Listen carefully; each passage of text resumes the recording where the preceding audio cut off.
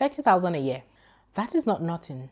That is more than a lot of people earn. You're showing up, you're doing what you're supposed to do, and yet something still feels off. You can't quite put your finger on it yet.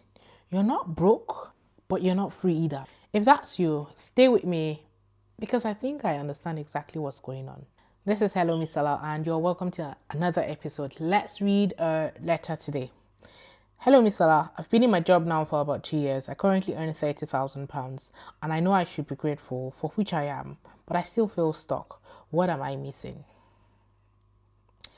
Okay, the fact that you say, I know I should be grateful, I want you to understand that that's not nothing. That's gratitude. Hold on to that because that is the correct mindset, the correct energy to approach this. You're grateful for where you are right now, but I press forward because you know that there is more. Now, let me be honest with you. There are some gaps here, like I don't really know all the things, so I'm just going to make some assumptions as I go along. Like, how long have you actually been in that role? 2 years in a role that is stretching you is different from 6 months in a role that's made you stop growing after. So yeah, I don't really have all of the context, but yeah, let's just make some assumptions as we go along. And perhaps the most important question is, how are you managing what's coming in? You're earning 30,000. Like, are you stewarding your money correctly right now? Because yeah, it might be small, not small to everyone. It might be small, but yeah, are you stewarding it right? One of my assumptions is that you're living pretty much from paycheck to paycheck with that 30K. Not because 30K is too small, but probably because you're not managing it well. So I'm going to make that assumption.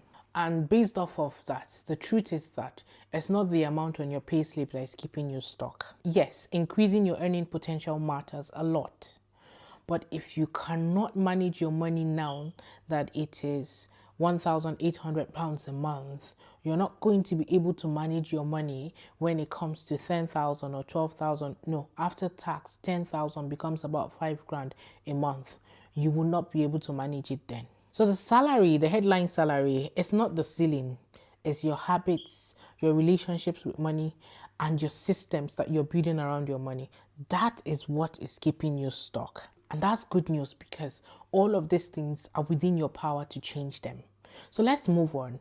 But before we move on and talk about practical steps and how you can change them, let us view this from a kingdom perspective. Let us hear what God has to say. Okay, so now let's go deeper because I think the missing piece is not a pay rise or, like we said, budgeting your money. I think it's something deeper than that. And we approach money differently as kingdom people. There is a kingdom way to approach money, making money, being wealthy. Matthew 6:33 that says, seek ye first the kingdom of God and his righteousness, and all other things shall be added unto you. So notice what it says, right? It's not saying work harder and all these things will come, earn more money and all these things will come. It is saying seek him first and all of these things will come. What happens when you begin to seek God? You just learn to love him more. You understand the heart of your Father. Here's what I've come to understand. It is a person who is intimate with the Father that understands the heart of the Father. You have to be very close to me and intimate with me for you to understand what keeps me up at night. I have to be very comfortable to be able to have these deep conversations with you, and you have to be intimate with the Father to know that. And that burden is your assignment. That's your purpose there.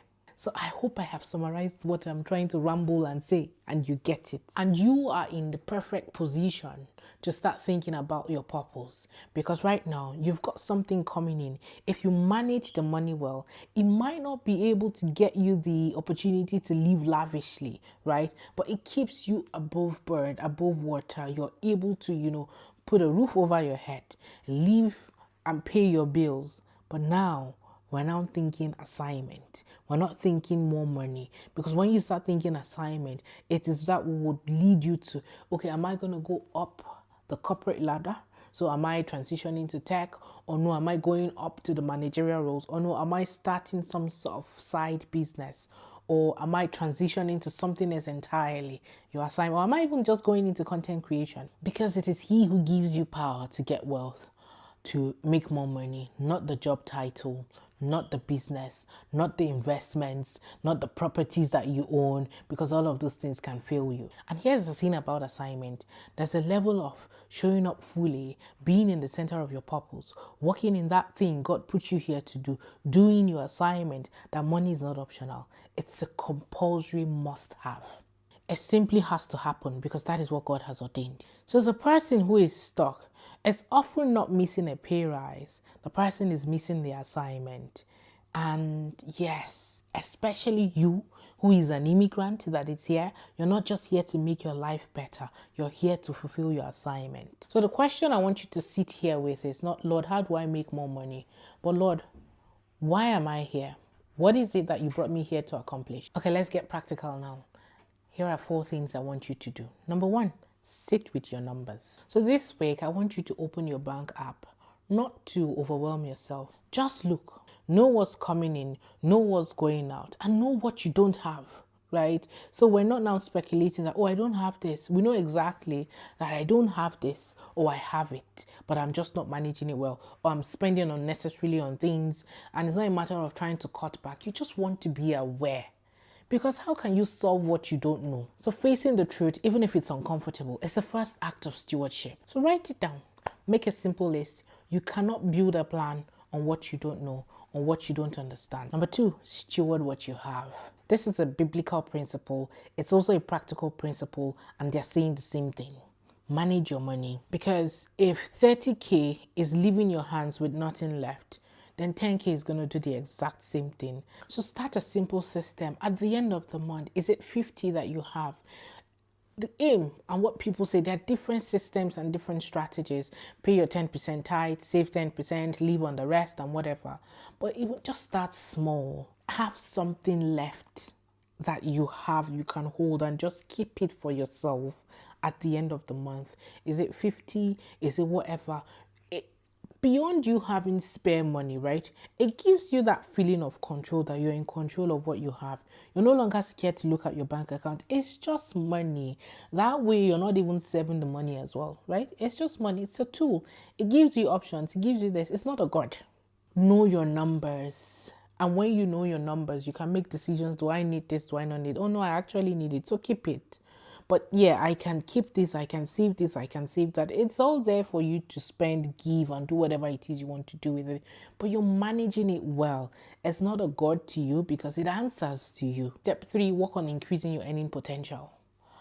Once you're getting to know what your assignment is and all of that, clarity will come by doing. Because sometimes you'll be like, I don't know what my purpose is, but okay, what can you do now?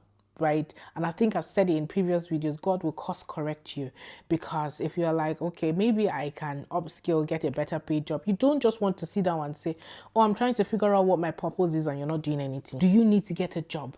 Do you need to start a business? Do you need to start investing? That is why you're managing your money, so that you have that spare to do what it is that you want to do along the line. Because clarity comes by doing. It's when you take action, when you execute, that you get clear. God will always even course correct you, and you find yourself on the path, even if you veer off the path for your assignment or your purpose or whatever you're supposed to do.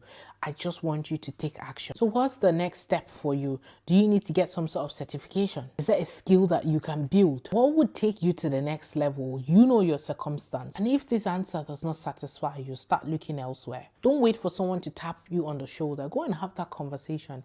Maybe it's your manager or whoever it is. What do you need to do to get to the next level? You're not being disloyal. You're chasing growth. You're looking for that next level.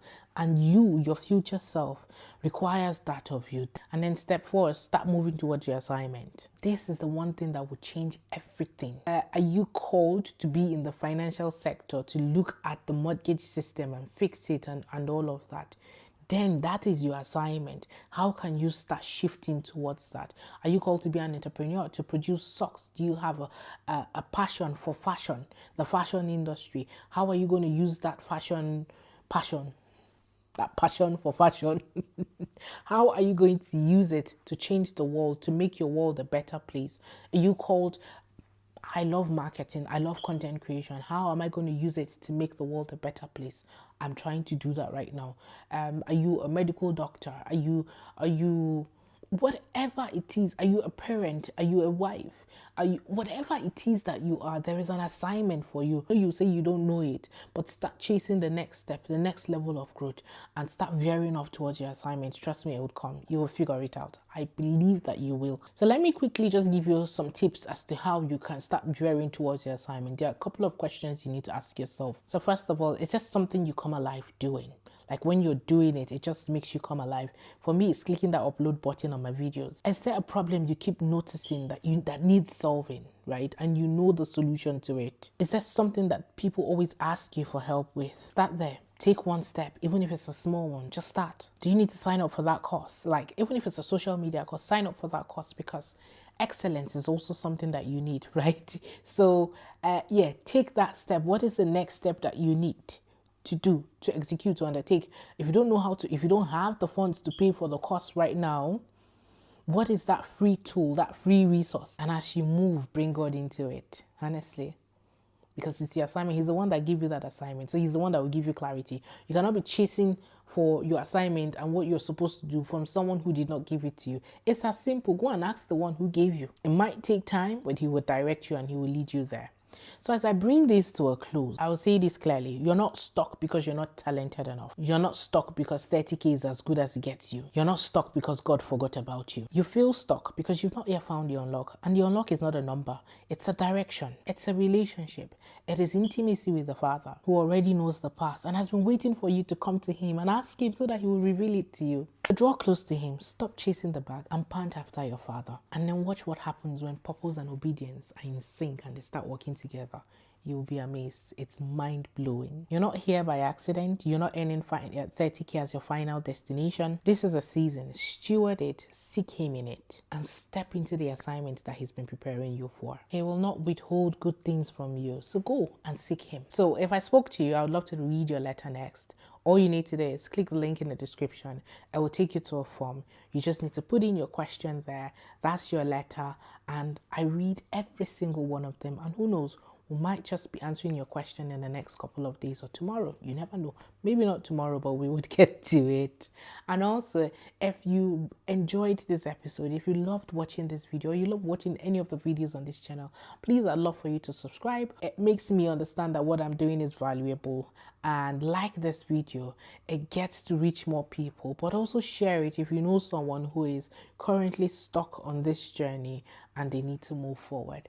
But other than that, I will see you in the next video. Take care. Bye.